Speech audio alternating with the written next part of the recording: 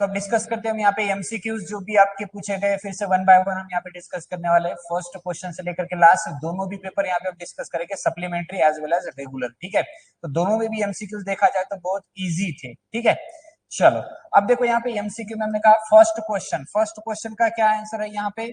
First में पूछा है आइजेन वैल्यूज, और आइजेन वैल्यूज के लिए देखो यहाँ पे ये मैट्रिक्स कौन सा है आपका, अपर ट्रायंगुलर। तो इसके जो डायगोनल एलिमेंट होते हैं वही आइजेन वैल्यूज होते हैं, मतलब यहाँ पे आइजेन वैल्यूज आपकी एबीसी है, मतलब आपका ऑप्शन डी सही है। Understood. Then lambda is eigen value of the matrix A, then eigen value of its inverse. Inverse की बात अगर हो रही है तो लैम्बडा का भी इनवर्स कर दो, मतलब 1 upon lambda. Option A is right for second question. ठीक है, थर्ड क्वेश्चन में देखो एक मैट्रिक्स दिया है AIJ square matrix of order N, then trace पूछा है। ट्रेस का मतलब होता है sum of the diagonal element, sum of the diagonal element. तो यहाँ पे sum of the diagonal element option होना चाहिए, option B is right for the third question. यहाँ पे देखो ये एज इट इज क्वेश्चन हमारे सैंपल पेपर से कुछ MCQ same as it is आया, जैसे कि u इक्वल टू एक्स का पावर y दिया है, del u by del x पूछा है, सिंपल डेरिवेटिव पूछा है यहाँ पे। तो x का पावर अगर y है और विद रिस्पेक्ट टू x पूछा है तो y आगे आ जाएगा, x का पावर x से कम हो जाएगा, y x raise to y minus one, मतलब ऑप्शन बी यहाँ पे सही है। और ये जो फिफ्थ वाला क्वेश्चन है, हमने कहा फिफ्थ वाले क्वेश्चन को आप सॉल्व कर सकते हो, या फिर आप होमोजीनियस का यहाँ पे कोई कंसेप्ट याद रख सकते हो तो ठीक है, अदरवाइज इसको सॉल्व करके देखोगे तो डेल यू एक्स मतलब u x y is equal to y x, मतलब derivative with respect to x फिर विथ रिस्पेक्ट टू वाई करो, या पहले विथ रिस्पेक्ट टू वाई फिर विथ रिस्पेक्ट टू एक्स करो। ठीक है, तो ऑप्शन ए यहाँ पे होना चाहिए। अब ये वाला प्रॉपर्टी है जैकोबियन का, जे जे डैश अगर है आपके पास तो प्रॉपर्टी पता है, जे जे डैश इक्वल टू क्या होता है, 1 होता है, मतलब आपका यहाँ पे ऑप्शन सी राइट है क्वेश्चन 6 के लिए। सेवेंथ वाला क्वेश्चन देखो, condition for the function have maximum.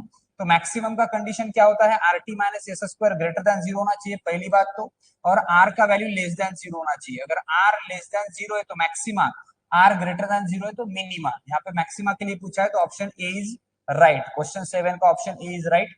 ये आपका सप्लीमेंट्री वाला पेपर है, रेगुलर वाला इसके बाद आ जाएगा, अभी जस्ट देख लो कुछ क्वेश्चन बाकी है। तो यहाँ पे जैकोबियन वाला फॉर्मूला पूछ लिया, जैकोबियन वाला फॉर्मूला पूछ लिया, यूवी का जैकोबियन बताओ with respect to x Y.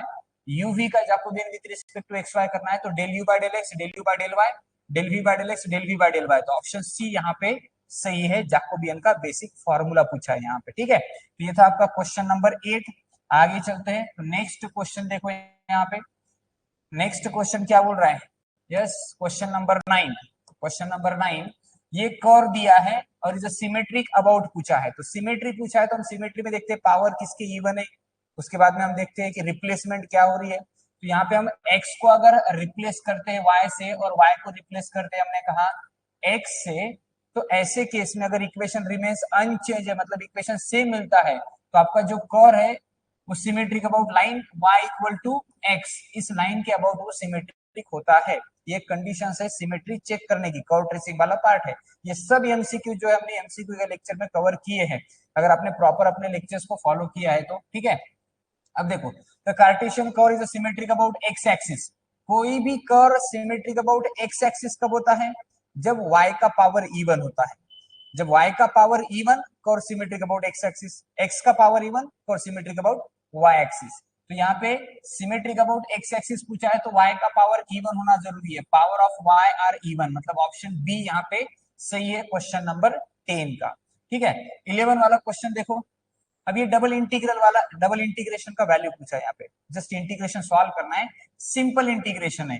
कैसे सॉल्व करेंगे, देखो बाहर पाई बाय 2 दिख रहा है, लिमिट बाहर की पाई बाय 2 है, अंदर वाले लिमिट कांस्टेंट है। ऐसा ही एक क्वेश्चन आपको लास्ट में भी क्वेश्चन नंबर 6 में पूछा गया है, दोनों भी पेपर्स में लास्ट वाला क्वेश्चन सेम है, ओके सप्लीमेंट्री रेगुलर में। तो यहाँ पे देखो कांस्टेंट है, और ये पाई बाय 2 मतलब थीटा के लिमिट है, एंगल दिया है मतलब थीटा के लिमिट है। पहले हम विथ रिस्पेक्टिव आर करेंगे फिर विथ रिस्पेक्टिव थीटा करेंगे। तो अगर इसको इंटीग्रेट विथ रिस्पेक्टिव आर अगर किया जाए तो आर का इंटीग्रेशन क्या होगा, आर स्क्वायर बाय 2 होगा। लिमिट क्या दिए है, 0 से लेकर के 2, उसके बाद में इंटीग्रेशन क्या करोगे, 0 से लेकर के पाई बाय 2 करोगे और डी थीटा करोगे। तो लिमिट पुट करो, अपर माइनस लोअर, लोअर के लिए तो 0 होगा, लिखने की जरूरत नहीं, अपर लिमिट पुट करो। अपर लिमिट जैसे ही पुट कर देते हो आप तो क्या होता है, आर की जगह 2 रख दो, 2 का स्क्वायर हो जाएगा मतलब 4/2, 4/2 मतलब कितना होगा, 2 होगा। अपर लिमिट पुट करने के बाद में इसका स्क्वायर 4 डिवाइड करोगे तो 2, और 0 रखने के बाद तो 0 है तो माइनस में 0 लिखने की जरूरत नहीं, डी थीटा। अब इसको इंटीग्रेट कर दो, टू कांस्टेंट डी थीटा का integration theta, limit from zero से लेकर के पाई बाय टू। अपर लिमिट के लिए वैल्यू आएगा, लोअर लिमिट के लिए जीरो है, वैल्यू नहीं आएगा। तो 2 into pi by two, two two get cancel, pi आपका आंसर रहेगा। पाई मतलब option B is right, option B is right. आपका यहाँ पे क्वेश्चन 11 का ऑप्शन बी होगा।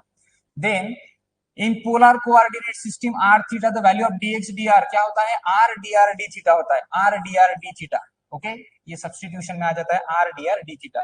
तो इस तरह से देखो हमने यहाँ पे 12 एमसीक्यूज डिस्कस कर लिए। ये सभी 12 एमसीक्यूज कौन से थे, आपके सप्लीमेंट्री पेपर से थे। अब इसमें और आपके रेगुलर में क्या क्या है वो भी हम एक बार डिस्कस कर लेते हैं यहाँ पे, ठीक है। यस यस, ये सप्लीमेंट्री वाले एमसीक्यूज है। अब यहाँ से आगे हम डिस्कस करते हैं रेगुलर वाले एमसीक्यूज, ठीक है। सप्लीमेंट्री वाले जो लोग भी थे उनको ये एमसीक्यूज आए थे जो कि हमने डिस्कस किए हैं।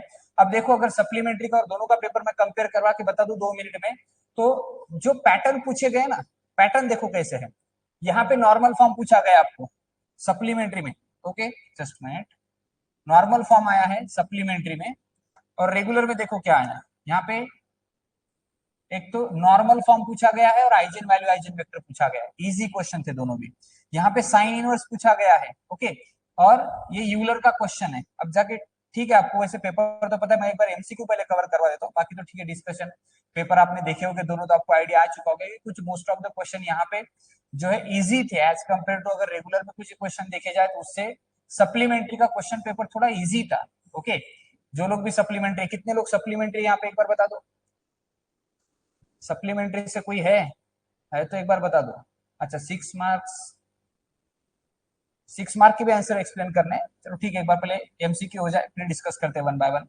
हाँ, ये क्वेश्चन 6 देखो, मेनली क्वेश्चन 6 देखो।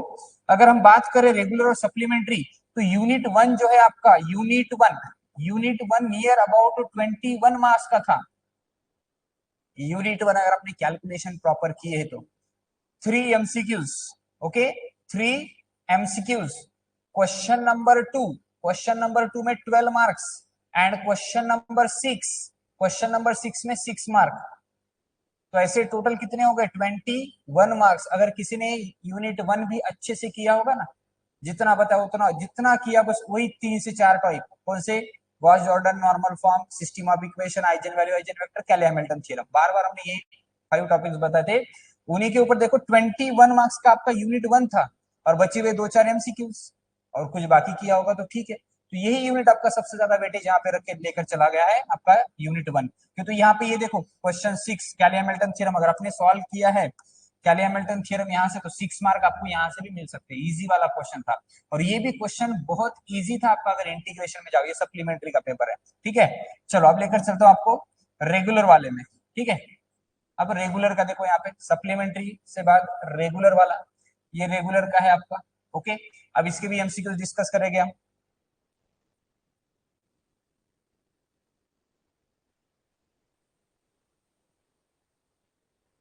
यस, वेरी गुड, चलो अच्छी बात। जिन्होंने यूनिट 1 किया है ना, यूनिट 1 पहले भी हम बता रहे थे, यूनिट 1 मार्क्स देने वाला यूनिट है।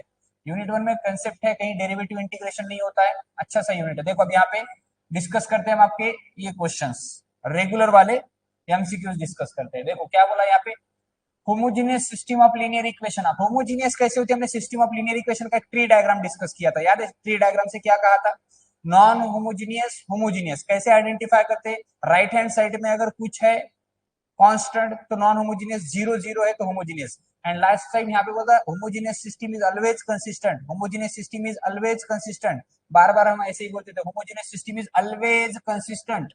ये सेंटेंस बार बार रिपीट होता था, homogeneous system is always consistent, मतलब वहां पे कंसिस्टेंसी चेक करने की जरूरत नहीं होती है। तो ये आपका ऑप्शन ए इज राइट।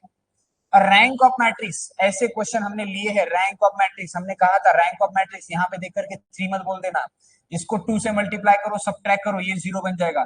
इसको 3 से मल्टीप्लाई करो, सब्ट्रैक्ट करो, ये 0 बन जाएगा। मतलब यहाँ पे एक ही रो बचेगा, बाकी तो आप मल्टीप्लाई करके सब्ट्रैक्ट करोगे तो 0 बन जाएंगे।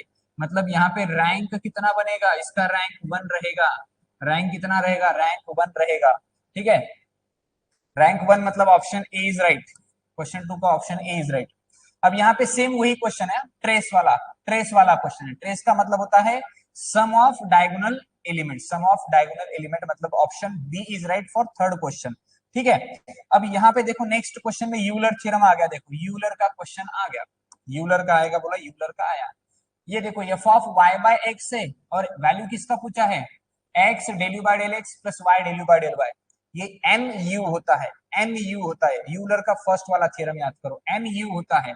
और एम यू के लिए आप एन का वैल्यू निकालोगे, एन मतलब डिग्री, एन का वैल्यू कितना है, ऊपर y है नीचे x है, x के जगह x t रखो, y के जगह y t रखो, ऊपर से t कैंसिल नीचे से t कैंसिल, t का पावर 0 बचेगा, मतलब यहाँ पे n का वैल्यू 0 है, n का वैल्यू 0 है, मतलब इसके इक्वल अगर आप n u लिखते हो तो वो क्या आएगा, 0 आएगा, मतलब ऑप्शन सी इज राइट, 0 आना चाहिए यहाँ पे क्वेश्चन नंबर 4 का एमसीक्यू का आंसर सी आना चाहिए, ठीक है।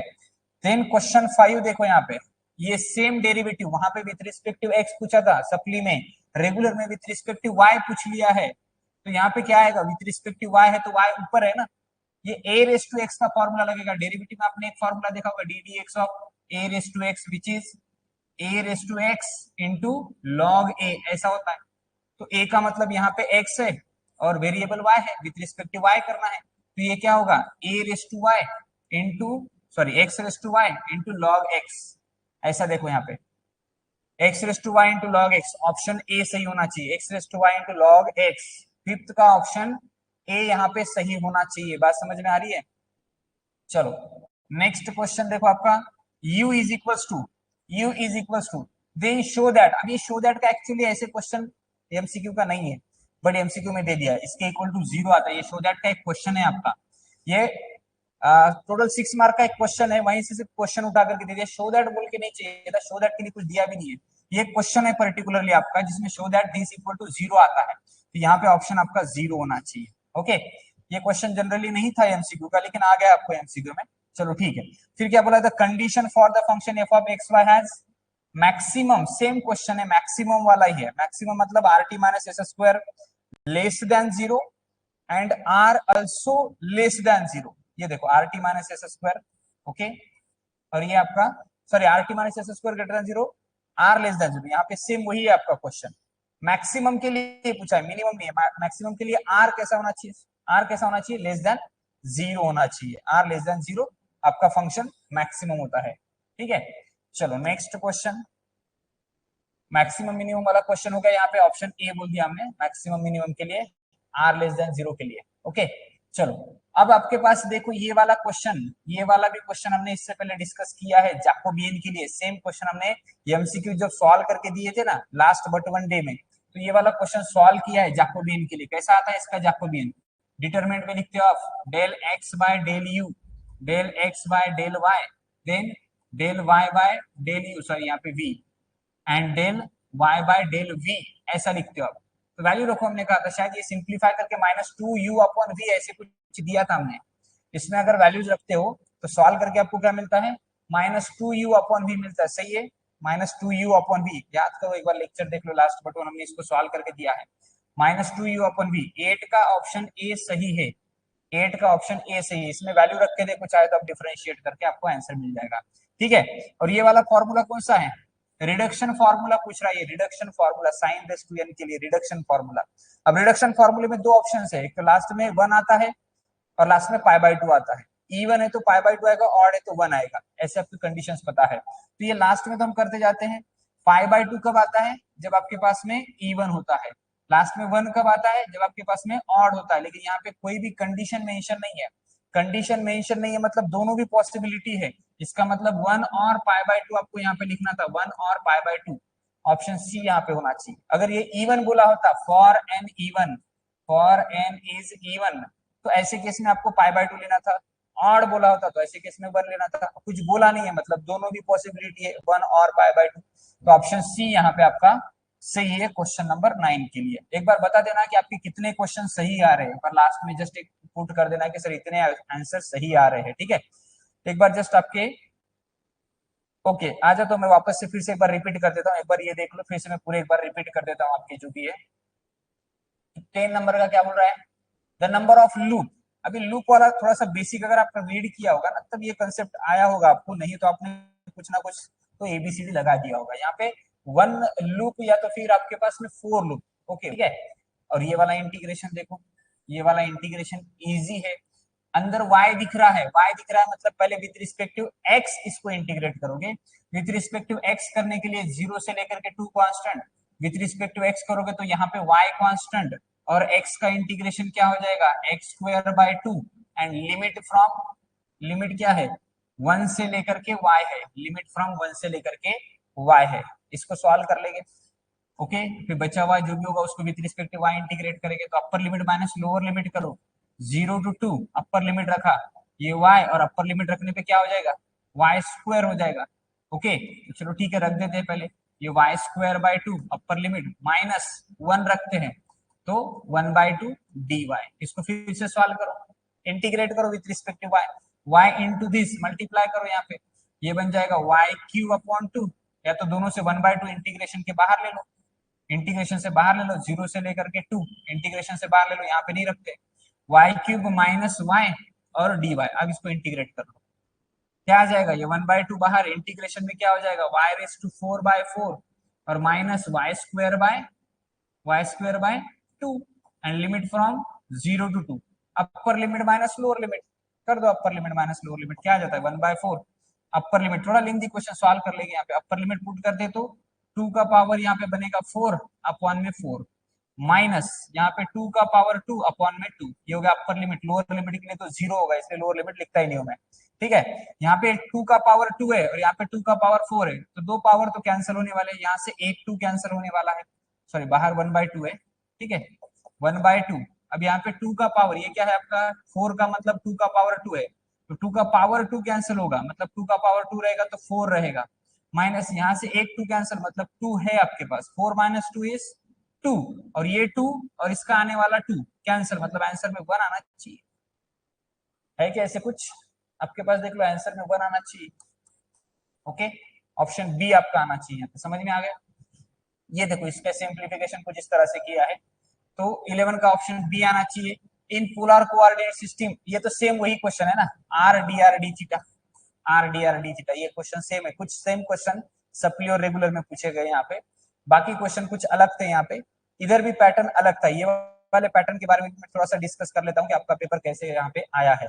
ठीक है ये एमसीक्यूज क्लियर हो चुके हैं एक बार आपका आंसर बता दो कितने आंसर आ रहे हैं आपके सही आ रहे हैं बाकी लोगों को भी एक बार जस्ट बता दो जितने भी आ रहे होंगे आपके एमसीक्यू से मतलब उससे एटलीस्ट एक कैलकुलेशन बन जाएगा आपका कि कितने मार्क्स आने वाले अभी आंसर तो सभी बता दिए कोई कंफ्यूजन होगा तो पूछ लो आप जितने भी अपने इसलिए मैक्सिमम अपने कंटेंट में हमने ज्यादा कुछ रखा ही नहीं था बहुत मिनिमम लिमिटेड कंटेंट था और उसी में मोस्ट ऑफ द क्वेश्चन आपको यहाँ पे मिल गए हैं। आपने एमसीक्यू अगर एमसीक्यू के आपके नियर अबाउट देखो मान लो 6 क्वेश्चन तक भी सही आ रहे हैं ओके 6 तक और प्लस आपने एक तो यूनिट 1 पूरा कर लिया हो सॉल्व अगर नहीं तो एटलीस्ट आपने कोई 3 क्वेश्चन सही किए हो कोई 3 क्वेश्चन सही किए हो पूरे पेपर में तो भी आपके चांसेस बन जाते हैं पेपर निकलने के और बाकी थोड़े बहुत आधे अधूरे अगर लिखे होंगे तो ठीक है 1-2 मार्क वहां से मिल जाएंगे। 3 क्वेश्चन सही है मतलब आपके 18 बनने चाहिए प्लस उसमें 6 मार्क के भी अगर एमसीक्यू है तो 24 का यहाँ पे आपका टोटल बनता है। ये 18 में से 1-2 मार्क कम समझ लो फिर भी आपका 20 प्लस यहाँ पे टोटल जाता है इतना तो आपके पास होना चाहिए। अब इसमें आपने कैसे लिखा है नहीं तो इसमें मान लो आधे अधूरे करके इसके साथ कुछ 2 सही लिखे हो बाकी आधे अधूरे 3 से 4 क्वेश्चन सॉल्व किए हो जिसमें 2-2 मार्क मिलने के चांसेस हो तो भी पेपर निकल जाता है। ठीक है स्टेप को मार्क होते हैं डोंट डू। सबसे इंपॉर्टेंट चीज ये है सिर्फ पासिंग नहीं देखनी है मैं बार बार पासिंग इसलिए बोलता हूँ कि जो बहुत वीक स्टूडेंट है उनके लिए बोलता हूँ जनरली पासिंग नहीं देखना है हमें आपका जो भी लास्ट में पॉइंटर है ना ये बढ़ाने की कोशिश करनी है पॉइंटर बढ़ना चाहिए बिकॉज ये बहुत इंपॉर्टेंट है फर्स्ट क्लास की डिग्री निकलनी चाहिए डिग्री फर्स्ट क्लास है तो आगे उसको वैल्यू होती है इसलिए फर्स्ट क्लास के लिए कोशिश करो मैक्सिमम मार्क्स लेने की कोशिश करो इंटरनल जितने अच्छे रहेंगे उतने एक्सटर्नल बढ़ेगे तो आपका पेपर फर्स्ट क्लास में आएगा। ठीक है जो भी होगा M2 का बैच आपके रेगुलर ये पूरे पेपर खत्म होने के बाद मार्च में शुरू करेंगे। जो भी स्टूडेंट होंगे रेगुलर के लिए M2 को शुरुआत से स्टडी करो टाइम पे नहीं होता है प्रॉपर अगर स्टडी हो तो 100% यहाँ पे मार्क्स स्कोर करना बहुत इजी हो जाता है मैथमेटिक्स में इसलिए रेगुलर करेंगे। जो भी आपके फ्रेंड सर्कल वाले जो न्यूली ज्वाइन करना चाहते हो रेगुलर और लाइव रहो इसके बाद M2 से जो है लाइव रहना है रेगुलर। ठीक है M2 बैच मार्च में शुरू हो जाएगा वैसे आपको लॉन्चिंग के वगैरह मैसेज आ जाएंगे ऑफर के वगैरह शुरुआत में होती है तो मैसेज आ जाएगा वैसे शुरू से करो। जो लोग भी आपके फ्रेंड सर्कल वाले होंगे उनको पता करो कि प्रॉपर शुरुआत से करना है। आपको पता है कि हमने लेक्चर लिए हैं इवन पेपर के बाद भी एमसीक्यू के लिए लेक्चर ले रहे हैं। आज का लास्ट लेक्चर होगा इस बैच का। लास्ट तक सपोर्ट होता है अपना, बैच खत्म होने तक रेगुलर सब कुछ सपोर्ट होता है यहाँ पे। जैसे जैसे प्लानिंग दिया जाता है वैसे वैसे चीजें फॉलो करते रहो। कंटेंट जिन्होंने रेगुलर M1 M2 की बैच अगर कंबाइनली होगी, उनके पास ऑलरेडी M2 का कंटेंट आज भी रेडी है। ओके, उनके पास M2 का कंटेंट रेडी है। ठीक है, जिन्होंने सेपरेट बैच ली होगी उनके लिए भी M2 का कंटेंट रेडी है आज के डेट में। ओके, कोई प्रॉब्लम नहीं है, बताएंगे आपको वैसे डेट वगैरह कब क्या करेंगे। ठीक है, बस आप बाकी के पेपर अच्छे से दे दो, पेपर क्लियर करो। नेक्स्ट पेपर आपका जल्दी है शायद 8 को, तो उसका स्टडी करो। अभी आज का लाइव यहीं पे रुकते हैं। कुछ जनरल डिस्कशन, कुछ किसी को प्रॉब्लम आए तो आप वैसे कांटेक्ट कर सकते हो, चैट सेक्शन में मैसेज डाल सकते हो, या कभी व्हाट्सएप मैसेज पे पर्सनली शेयर कर सकते हो। ठीक है, तो रुके आज के लिए यहीं पे।